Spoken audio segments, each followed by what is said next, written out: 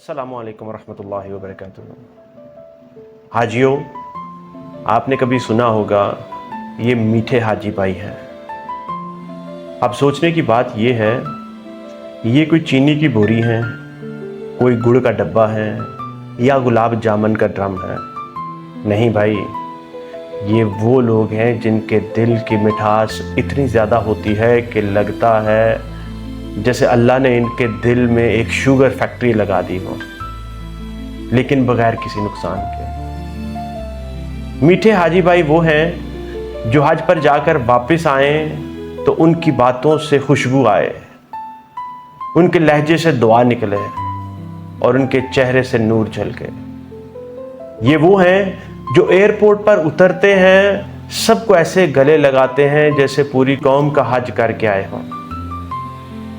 और एक बात याद रखें, हज करने से पहले लोग कह रहे होते हैं, भाई दुआ करना कि अल्लाह बुला ले।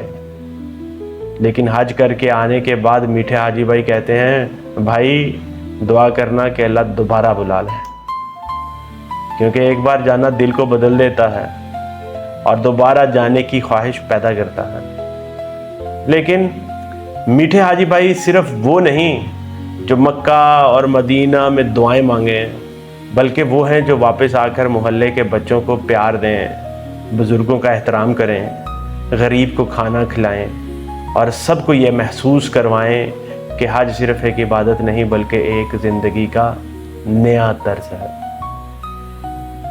तो भाइयों, हज 2026 के लिए जो भी तैयार हो रहा है, दुआ ये करें कि हम सिर्फ हाजी ना बने बल्कि मीठे हाजी भाई बने।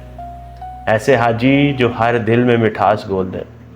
अल्लाह हमें ये सादत दे और ऐसा दिल दे जो हर जगह मक्का और मदीना की खुशबू बिखेरता रहे।